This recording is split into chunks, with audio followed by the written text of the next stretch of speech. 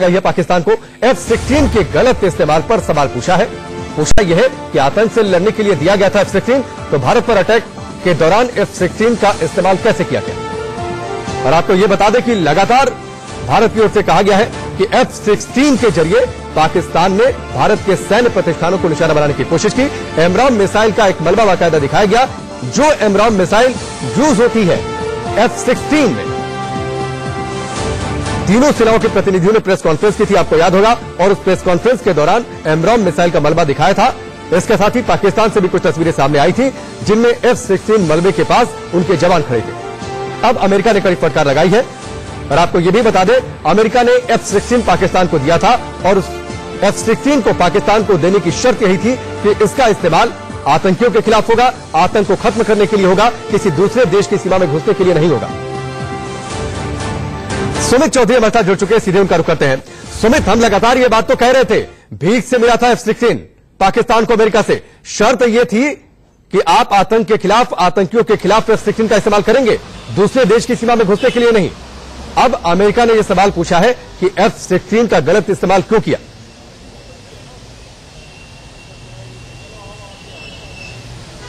देखिए, आज तक जितने भी पाकिस्तान को इंटरनेशनल कम्युनिटी से मदद मिली हो, चाहे वो यूएसए या दूसरी कंट्री से, वो सिर्फ आतंकवाद के खिलाफ लड़ने के लिए या फिर पाकिस्तान या अफगानिस्तान के बॉर्डर पर जो आतंकी है उनके सफाई के लिए, उनके खात्मे के लिए मिली। लेकिन पाकिस्तान ने हमेशा उस फाइनेंशियल एड का, उस इक्विपमेंट का, उन हथियारों का इस्तेमाल भारत के खिलाफ ही किया या फिर उन आतंकियों को मुहैया करा है जो भारत में घुसपैठ करने की कोशिश करते हैं। और ये पहला मौका नहीं है जब F-16 जैसे लड़ाकू विमानों का इस्तेमाल पाकिस्तान ने भारत के खिलाफ किया। इससे पहले भी आपको याद होगा कि जब सर्जिकल स्ट्राइक भारत ने की थी, उसके बाद लगातार पाकिस्तान ने कई फ्रंट्स के ऊपर अपने जो जगह थी उन फ्रंट्स के ऊपर लगातार सीजफायर वॉयलेशन किया और कई गोले दागे। उसी समय पाकिस्तान ने अमेरिका की तरफ से दिए हुए कुछ हथियार या फिर शेल्स का इस्तेमाल भारत के खिलाफ किया था, जिसे भारत ने बाकायदा इंटरनेशनल उस समय सबूत के तौर पर दिखाया था। लेकिन एक बार फिर पाकिस्तान ने साबित कर दिया कि वो इन सब चीजों का इस्तेमाल भारत के खिलाफ ही करता रहेगा। बिल्कुल, और बाकायदा इस बार भी सबूत दिखाए गए। तीनों सेनाओं के प्रतिनिधियों ने जो प्रेस कॉन्फ्रेंस की थी दिल्ली में, बाकायदा उसमें एमराम मिसाइल का मलबा दिखाया था और इस बात को कहते हुए दिखाया था कि ये एमराम मिसाइल यूज होती है F-16 में। अमेरिका के पास, पाकिस्तान के पास ऐसा कोई दूसरा एयरक्राफ्ट नहीं जिसमें एमराम मिसाइल का इस्तेमाल होता हो। निश्चित तौर पर ये एक लेजर गाइडेड मिसाइल होती है बियॉन्ड विजन, और इसका खास बात यही कि पाकिस्तान के पास इसके अलावा कोई ऐसा एयरक्राफ्ट है ही नहीं जिसमें इस्तेमाल की जा सके एमराम मिसाइल। यही वजह है कि भारत ने न सिर्फ उसके टुकड़े, उसके ब्रेंचेस ये दिखाए कि ये वो, क्योंकि पाकिस्तान को ये लग रहा था कि जब हमारे भारतीय MiG-21 ने उसको शूट किया तो वो शायद उनके एरिया में गिरा और उनको ये लग रहा था कि शायद उसके कोई भी टुकड़े जो हैं वो भारत के पास नहीं मिलेंगे। लेकिन जब भारत की सीमा में वो टुकड़े मिले तो ये साबित कर दिया गया कि ये देखिए, न सिर्फ भारत की जो वायु उल्लंघन किया गया, बल्कि F-16 का इस्तेमाल किया गया, इस मिसाइल का इस्तेमाल किया गया। और भारत ने वो इंटरनेशनल कम्युनिटी को भी दिखाने की, मैसेज देने की कोशिश की है कि पाकिस्तान अपनी हरकतों से लगातार बाज नहीं आने वाला है। सुमित, अब तो मुझे लगता है कि भारत की ओर से ऐसे प्रयास भी होने चाहिए कूटनीतिक लेवल पर, या फिर जिस लेवल पर जाकर ये प्रैक्टिस हो सकती है, प्रैक्टिस ये होनी चाहिए कि अमेरिका पर इस बात के लिए प्रेशर बढ़ाया जाए कि जब वो हमारे खिलाफ F-16 का इस्तेमाल कर रहा है तो क्या कोई ऐसी गुंजाइश है कि उससे F-16 वापस ले लिया जाए।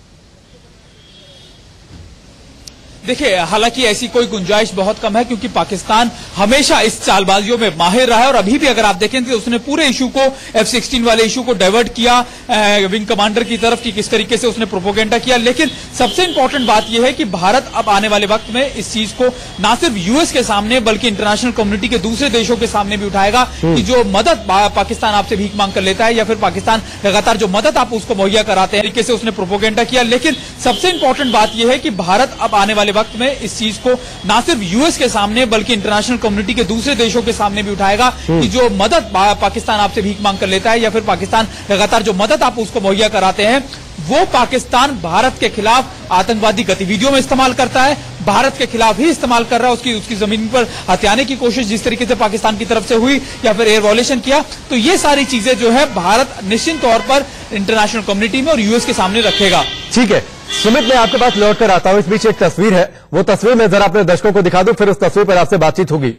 विंग कमांडर अभिनंदन कल भारत वापस आए थे। ये तस्वीरें देखिए, कल मेडिकल भी उनका कराया गया, मेडिकल के लिए लेकर जाया गया था। इसके बाद परिवार से उन्होंने मुलाकात की और संभवतः ये वायुसेना के अधिकारी हैं। ये एक तस्वीर सामने आई है, विंग कमांडर अभिनंदन अपने फुल ड्रेस में भी हैं। सुमित, कल देर रात तक तो दिल्ली आ गए थे, उसके बाद मेडिकल, और आगे अब क्या प्रक्रिया है? और मुझे लगता है कि शायद वायुसेना के अधिकारी अब ये भी जानने की कोशिश करेंगे कि उनसे क्या कुछ सवाल जवाब किए गए पाकिस्तान में।